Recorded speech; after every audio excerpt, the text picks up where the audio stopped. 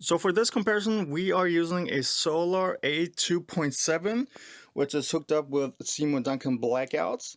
The riffs in this comparison are just heavy metal drop A tuning.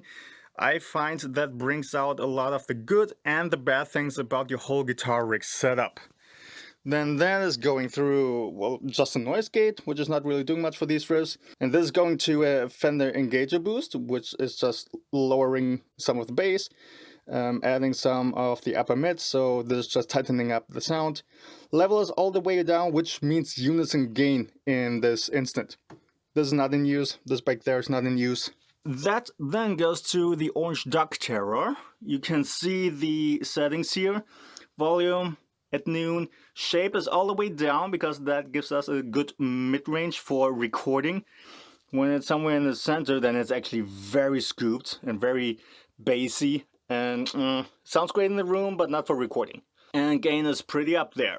In the FX loop, I have another Fender Engager boost, which I use just to boost the treble, because, well, that shape knot doesn't give me a lot to work with, so it's a little bit too dark. And then depending on the mic positions, I actually boost that treble a little bit.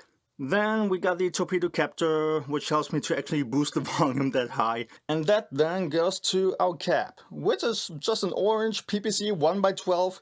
So the Vintage 30 in this comparison is the original speaker from this cap. And for the mic, I'm using the Shure SM58. It's pretty much the same as the SM57. The only difference really is the capsule at the front. And for the actual recordings, I'm putting a mic screen in front of the whole thing. So we get a little bit of reverberation dampening in there. And just to be sure, I'm throwing also a blanket on top of the whole thing. Like so.